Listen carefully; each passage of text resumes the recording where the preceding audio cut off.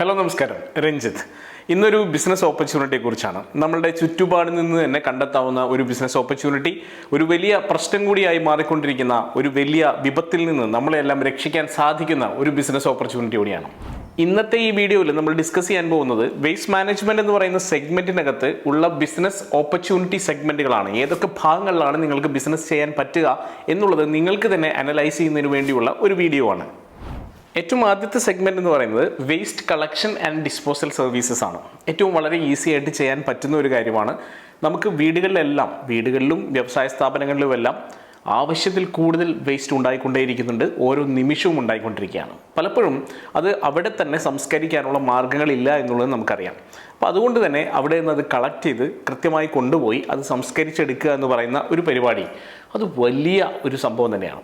ഇപ്പോൾ കേരളത്തിൽ നമ്മൾ നോക്കിക്കഴിഞ്ഞാൽ ഗവൺമെൻറ് സംവിധാനത്തിലൂടെയാണ് പലപ്പോഴും ഈ വേസ്റ്റ് കളക്ഷനും ഇതിൻ്റെ കൃത്യമായിട്ടുള്ള ഒരു സംസ്കാരവും ഒക്കെ നടക്കുന്നത്. ബട്ട് അൺഫോർച്ചുനേറ്റ്ലി ഇത് ഡിസ്പോസ് ചെയ്യാനായിട്ടുള്ള കൃത്യമായിട്ടുള്ള മാർഗ്ഗനിർദ്ദേശങ്ങളോ അല്ലെങ്കിൽ അതിനുള്ള സംവിധാനങ്ങളോ കേരളത്തിലില്ല എന്നുള്ളതൊരു സത്യമാണ്. അപ്പോൾ സോളിഡ് വേസ്റ്റ് പലപ്പോഴും നമുക്കറിയാം, ബ്രഹ്മപുരം ഇഷ്യൂ ഒക്കെ വന്നപ്പോൾ വലിയ തരത്തിൽ അവിടെ ഒരു പ്ലാന്റ് ഉണ്ടാക്കുകയും അതിന് വേണ്ടി പല കാര്യങ്ങളും ചെയ്യുകയൊക്കെ ചെയ്തെങ്കിലും ഇപ്പോഴും അത് പെർഫെക്റ്റ് ആയിട്ടില്ല എന്നുള്ള കാര്യം നമുക്കറിയാം. ഒപ്പം തന്നെ ലിക്വിഡ് മാനേജ്മെൻറ്റിൻ്റെ, സ്യൂവേജിൻ്റെ, സെപ്റ്റേജിൻ്റെ ഒക്കെ കാര്യത്തിൽ ഇത് ഡിസ്പോസ് ചെയ്യാനുള്ള കൃത്യമായിട്ടുള്ള സ്ഥലങ്ങളില്ലാത്തതുകൊണ്ട് തന്നെ വലിയ റിസ്ക് എടുത്തുകൊണ്ടാണ് ഇത് ഡിസ്പോസ് ചെയ്യുന്ന ആളുകൾ ഇത് ചെയ്തുകൊണ്ടിരിക്കുന്നത്. കാരണം ഇത് ഏതെങ്കിലും പബ്ലിക് ആയിട്ടുള്ള പ്ലേസിലൊക്കെ കൊണ്ട് തട്ടിക്കഴിഞ്ഞാൽ തീർച്ചയായിട്ടും അവർക്കെതിരെ കേസ് വരും. അവരുടെ വണ്ടി അടക്കം സീസ് ചെയ്ത് കൊണ്ടുപോകുന്ന അവസ്ഥയാണുള്ളത്. അപ്പോൾ അതുകൊണ്ട് തന്നെ വലിയ ഒരു ബുദ്ധിമുട്ടിലൂടെ കടന്നു പോകുന്ന ഒരു സംവിധാനമാണ് ഇപ്പോഴുള്ളത്.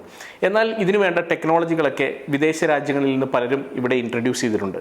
ഗവൺമെൻറ്റുമായി സഹകരിച്ചുകൊണ്ട് വാട്ടർ ട്രീറ്റ്മെൻറ്റിനുള്ള പ്ലാന്റുകൾ സ്ഥാപിക്കുകയും മൊബൈൽ വാട്ടർ ട്രീറ്റ്മെൻറ്റ് സംവിധാനങ്ങൾ ഉണ്ടാക്കുകയും ഒക്കെ ചെയ്തുകൊണ്ട് കൃത്യമായി സ്യൂവേജും സെപ്റ്റേജും സംസ്കരിക്കാനുള്ള സംവിധാനങ്ങൾ ഉണ്ടാക്കിയെടുക്കാൻ സാധിക്കാവുന്നേ ഉള്ളൂ. അപ്പോൾ അതുകൊണ്ട് തന്നെ ഇത് ക്യാരി ചെയ്ത് കൊണ്ടുപോവുക, ഇത് സംസ്കരിക്കുക എന്ന് പറയുന്ന സംവിധാനം ഇവിടെ കുറച്ചുകൂടി ഫലവത്തായി നടപ്പാക്കാനുള്ള സാധ്യതകളുണ്ട്, വലിയ ഓപ്പർച്യൂണിറ്റീസ് ഉണ്ട്. അത്ര എളുപ്പമല്ല എങ്കിൽ പോലും ഗവൺമെൻറ്റുമായി ചേർത്തുകൊണ്ട് ഇതിനുള്ള ട്രീറ്റ്മെൻറ്റിനുള്ള സംവിധാനങ്ങൾ കൂടി ഉണ്ടാക്കിയെടുക്കാൻ സാധിക്കുകയാണെങ്കിൽ തീർച്ചയായിട്ടും വലിയ രീതിയിൽ നടപ്പിലാക്കാം.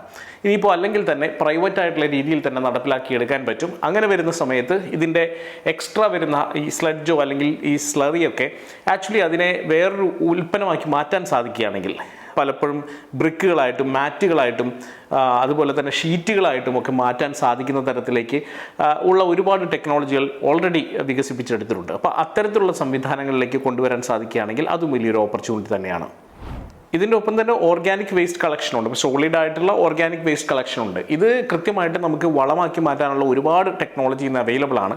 കൃത്യമായി ഇത് വളമാക്കി മാറ്റുകയും ഈ വളത്തിനെ കൃത്യമായിട്ടുള്ള രീതിയിൽ ബ്രാൻഡ് ചെയ്തുകൊണ്ട് ആളുകളിലേക്ക് എത്തിക്കുകയും ചെയ്യാൻ സാധിക്കുകയാണെങ്കിൽ, ജൈവവളം എന്നുള്ള ആ ഒരു വലിയ ലേബലിൽ നമുക്ക് ആളുകളിലേക്ക് എത്തിക്കാൻ സാധിക്കുകയാണെങ്കിൽ വലിയ തരത്തിലൊരു ബിസിനസ് നേടിയെടുക്കാൻ സാധിക്കുന്ന ഒന്നാണ്. ഒപ്പം തന്നെ മെഡിക്കൽ വേസ്റ്റുകളുണ്ട്. അതല്ലാതെ മെറ്റൽ സ്ക്രാപ്പുകളും മറ്റുള്ള വേസ്റ്റുകളുണ്ട്. മെറ്റൽ സ്ക്രാപ്പിൻ്റെയും വേസ്റ്റിൻ്റെയൊക്കെ കൃത്യമായിട്ടുള്ള സെഗ്രിഗേറ്റഡ് ആയിട്ടുള്ളത് ഒരു വലിയ വ്യവസായം എന്നുള്ള അടിസ്ഥാനത്തിൽ തന്നെ ചെയ്തെടുക്കാൻ സാധിക്കുന്ന ഒന്നാണ്. പലപ്പോഴും ഇതിനകത്തേക്ക് വരുന്ന ആളുകൾ അത്ര തന്നെ എഡ്യൂക്കേറ്റഡോ അല്ലെങ്കിൽ കൃത്യമായിട്ടുള്ളൊരു എക്സ്പോഷറോ ഉള്ള ആളുകളല്ലാത്തതുകൊണ്ടാണ് കൃത്യമായിട്ട് അവർക്ക് ഇതിനെ യൂട്ടിലൈസ് ചെയ്യാൻ സാധിക്കാത്തത് എന്നുള്ളതാണ് സത്യം. നല്ല ആളുകൾ ഓർഗനൈസ്ഡ് ആയിട്ട് വരികയാണെങ്കിൽ വലിയ സാധ്യതകൾ അവിടെയുണ്ട്. അതുപോലെ മെഡിക്കൽ വേസ്റ്റ് സംസ്കരിക്കുന്നതിനുള്ള സാധ്യതകളും ഇപ്പോൾ കൂടി വരികയാണ്. ഒരുപാട് ആശുപത്രികളും മറ്റുള്ള ക്ലിനിക്കുകളൊക്കെ വരുന്നതോടുകൂടി ഇതിൻ്റെ ആവശ്യകതയും ഏറി വരുന്നു എന്നുള്ളത് വലിയ സത്യമാണ്. അപ്പോൾ ഇത് വലിയ ഒരു വിഭാഗമായി മാറിയിരിക്കുന്നു. കളക്ഷൻ, ഡിസ്പോസൽ എന്ന് പറയുന്നത് വലിയൊരു സെഗ്മെൻ്റാണ് വേസ്റ്റ് മാനേജ്മെൻറ്റിലുള്ള. അതുപോലെ തന്നെ അപ്സൈക്ലിംഗ് ആൻഡ് റീസൈക്ലിംഗ് സർവീസസ് ആണ്. പലപ്പോഴും പ്ലാസ്റ്റിക് മാലിന്യങ്ങൾ, അതുപോലെ ഈ വേസ്റ്റ് മാലിന്യങ്ങൾ, ടെക്സ്റ്റൈൽസ്, നമുക്കറിയാം തുണികളൊക്കെ നമുക്ക് ആവശ്യമുള്ളതും ആവശ്യമില്ലാത്തതൊക്കെ നമ്മൾ വാങ്ങിച്ചു കൂട്ടുകയാണ്. പലപ്പോഴും എല്ലാ ദിവസവും എന്നുള്ള രീതിയിൽ നമ്മളുടെ വീടുകളിലൊക്കെ തുണികൾ വേസ്റ്റായി വരുന്നുണ്ട്. അപ്പം ഈ ടെക്സ്റ്റൈൽസിന് റീസൈക്കിൾ ചെയ്യാനുള്ള മെത്തേഡുകൾ ഇന്ന് അവൈലബിൾ ആണ്. ഒപ്പം തന്നെ പ്ലാസ്റ്റിക് റീസൈക്ലിംഗ്, പ്ലാസ്റ്റിക്കിൽ നിന്ന് ബയോഡീസൽ അടക്കം ഉണ്ടാക്കാൻ സാധിക്കുന്ന സംവിധാനങ്ങൾ ഉണ്ടാക്കി എടുത്തിരിക്കുന്നു. ഒപ്പം തന്നെ പ്ലാസ്റ്റിക്കിനെ റീസൈക്കിൾ ചെയ്ത് വീണ്ടും സെക്കൻഡ് ക്വാളിറ്റി പ്ലാസ്റ്റിക്കാക്കി മാറ്റാൻ സാധിക്കുന്ന സംരംഭങ്ങളുണ്ട്. ഒപ്പം തന്നെ ഈ വേസ്റ്റ് കൃത്യമായിട്ട് മാനേജ് ചെയ്ത് അതിനെ റീസൈക്കിൾ ചെയ്യാനും പിന്നെ അപ്സൈക്കിൾ ചെയ്ത് ഒരു സർക്കുലർ ഇക്കോണമി ലെവലിലേക്കൊക്കെ അതിനെ കൊണ്ടുവരാനുമുള്ള സംവിധാനങ്ങളും ഇന്ന് ടെക്നോളജിയും ഇന്ന് നിലവിലുണ്ട്. യൂറോപ്യൻ രാജ്യങ്ങളിലും അമേരിക്കയിലുമെല്ലാം ഇത് വളരെ ഫലവത്തായി നടപ്പിലാക്കുന്നുമുണ്ട്. അപ്പോൾ അതുകൊണ്ട് തന്നെ ഇത്തരം ടെക്നോളജികൾ ഉപയോഗിച്ചുകൊണ്ട് അപ്സൈക്ലിംഗ്, റീസൈക്ലിംഗ് രംഗത്തേക്ക് നിങ്ങൾക്ക് ഈസി ആയിട്ട് ചുവടുവെക്കാവുന്നേ ഉള്ളൂ. പ്രത്യേകിച്ചും ടെക്സ്റ്റൈലിൻ്റെയൊക്കെ റീസൈക്ലിങ്ങിൻ്റെ കാര്യത്തിൽ നോക്കുകയാണെങ്കിൽ വലിയ രീതിയിൽ വിജയിച്ചിട്ടുള്ള കമ്പനികൾ തന്നെ നമുക്ക് മാതൃകയാക്കാവുന്നതാണ്. അതുപോലെ തന്നെ വേസ്റ്റ് ടു എനർജി എന്ന് പറയുന്ന ഒരു വലിയ സെഗ്മെൻ്റ് ഉണ്ട്. വേസ്റ്റിൽ നിന്ന് എനർജി ഉണ്ടാക്കുക. ബയോഗ്യാസ് പ്ലാന്റുകൾ നമുക്ക് അറിയാവുന്ന ഏറ്റവും ബേസിക് ആയിട്ടുള്ള വേസ്റ്റ് ടു എനർജി പ്രൊപ്പോസിഷനാണ്. അതല്ലാതെ തന്നെ പലതരത്തിൽ നമുക്ക് വേസ്റ്റിൽ നിന്ന് എനർജി ഉണ്ടാക്കാനുള്ള സംവിധാനങ്ങളുണ്ട്. വേസ്റ്റിൽ നിന്ന് ഫ്യൂവലുകൾ, പലതരത്തിലുള്ള ഫ്യൂവലുകൾ ഉണ്ടാക്കിയെടുക്കുന്ന ടെക്നോളജി ഓൾറെഡി വികസിപ്പിച്ച് കഴിഞ്ഞിട്ടുള്ളതാണ്. മാത്രമല്ല വേസ്റ്റ് ഇൻസിനറേറ്ററുകളിലൂടെ, അത് കത്തിക്കുന്നതിലൂടെ ചൂടുണ്ടാക്കുകയും ചൂട് വഴി എനർജി ഉണ്ടാക്കുകയും സ്റ്റീം വഴി എനർജി ഉണ്ടാക്കുകയും ഒക്കെ ചെയ്യുന്ന പലതരത്തിലുള്ള സംവിധാനങ്ങളും ഇന്ന് നിലവിലുണ്ട്. അപ്പോൾ അതുകൊണ്ട് വേസ്റ്റ് ടു എനർജി എന്ന് പറയുന്ന വലിയൊരു സെഗ്മെൻ്റാണ്. അവിടെ ടെക്നോളജി ഓരോ ദിവസവും കടന്നു വന്നുകൊണ്ടിരിക്കുകയാണ്. അതുകൊണ്ട് തന്നെ കൂടുതൽ റിസർച്ച് നടത്തി കൃത്യമായിട്ടുള്ള പ്ലാനിങ്ങോടുകൂടി മാത്രമേ ഈ ഒരു പെർട്ടിക്കുലർ സെഗ്മെൻറ്റിലേക്ക് ഇറങ്ങാൻ പാടുള്ളൂ. അതുപോലെ തന്നെ കമ്പോസ്റ്റിങ്ങും വേസ്റ്റ് മാനേജ്മെൻറ്റും ഓർഗാനിക് വേസ്റ്റ് മാനേജ്മെൻറ്റും എന്ന് പറയുന്നത് ഒരു വലിയ സെഗ്മെൻറ്റ് തന്നെയാണ്. അവിടെ കൃത്യമായിട്ടുള്ള രീതിയിൽ കമ്പോസ്റ്റുകൾ ഉണ്ടാക്കുക, വേർമി കമ്പോസ്റ്റുകൾ ഉണ്ടാക്കുക, ഒപ്പം തന്നെ കമ്മ്യൂണിറ്റി കമ്പോസ്റ്റ് മാനേജ്മെൻറ്റ് എന്ന് പറയുന്ന സംവിധാനങ്ങൾ ഉണ്ടാക്കി ഒരു പെർട്ടിക്കുലർ ഒരു ഏരിയയിലോ അല്ലെങ്കിൽ ഏതെങ്കിലും ഒരു കോളനിയിലോ ഒക്കെ ഇത് സംവിധാനങ്ങൾ ഉണ്ടാക്കിയെടുത്ത് നമുക്ക് ശരിക്കും എല്ലാവർക്കും ഉപയോഗിക്കാൻ പറ്റുന്ന രീതിയിലേക്ക് വളങ്ങൾ ഉണ്ടാക്കിയെടുക്കുക, അതിൻ്റേതായിട്ടുള്ള ബ്രാൻഡിങ്ങിലേക്ക് അത് പുറത്തിറക്കുക, അത് വലിയൊരു നെറ്റ്വർക്കാക്കി മാറ്റുക എന്നുള്ളതൊക്കെ വലിയ രീതിയിൽ നടപ്പിലാക്കാവുന്ന സംവിധാനങ്ങൾ തന്നെയാണ്. ഇതുപോലെ തന്നെ നമുക്ക് വളരെ ഇന്നോവേറ്റീവ് ആയിട്ടുള്ള പ്രൊഡക്റ്റുകളിലേക്ക് വേണമെങ്കിൽ വരാവുന്നതാണ്. ഇക്കോ ഫ്രണ്ട്ലി ആയിട്ടുള്ള പ്രൊഡക്റ്റുകൾ, റീസൈക്കിൾഡ് ആയിട്ടുള്ള ക്യാരി ബാഗുകൾ, ഇത്തരത്തിലുള്ള സംഭവങ്ങളിലേക്കൊക്കെ വന്നിട്ട് കുറച്ചുകൂടി ഇക്കോ ഫ്രണ്ട്ലി ആയിട്ടുള്ള രീതിയിലേക്കുള്ള പാക്കേജിങ് സൊല്യൂഷൻസ് പ്രൊവൈഡ് ചെയ്യുക എന്ന് പറയുന്നത് വലിയ ഒരു സെഗ്മെൻറ്റായി മാറിയിരിക്കുന്നു.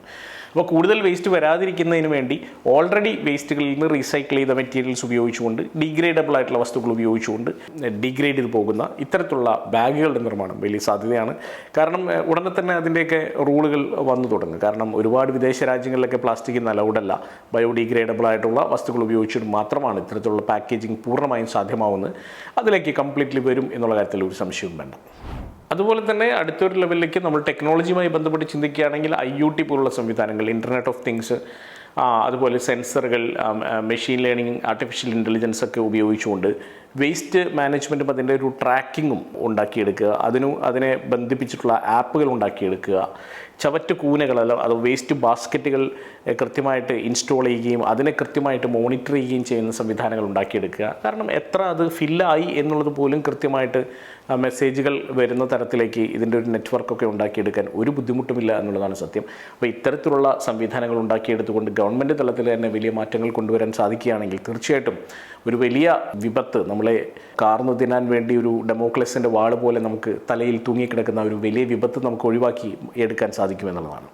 അപ്പോൾ ടെക്നോളജി രംഗത്തുകൂടി ഈ വേസ്റ്റ് മാനേജ്മെൻറ്റിൻ്റെ കാര്യങ്ങൾ കൊണ്ടുവരാൻ സാധിക്കുകയാണെങ്കിൽ തീർച്ചയായിട്ടും വലിയ രീതിയിൽ നമുക്ക് പുരോഗമനം ഉണ്ടാക്കാൻ സാധിക്കും.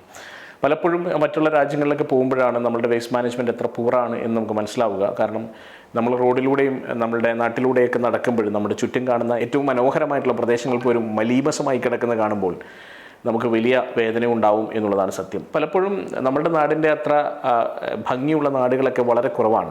എങ്കിൽ പോലും അവർക്ക് ഉള്ള ആ നാച്ചുറലായിട്ടുള്ള ബ്യൂട്ടി അവരൊട്ടും തന്നെ മോശമാക്കാതെ, ഒട്ടും തന്നെ മലീമസമാക്കാതെ സൂക്ഷിക്കുന്നതുകൊണ്ട് മാത്രമാണ് അവിടെയൊക്കെ യൂറോപ്യൻ നാടുകളിലൊക്കെ പല നാടുകളിലും പോകുമ്പോൾ, പല സിറ്റികളിലും പോകുമ്പോൾ അത് കൊള്ളാം എന്ന് നമുക്ക് തോന്നുന്നത് ആ ഒറ്റ കാരണം കൊണ്ടാണ്.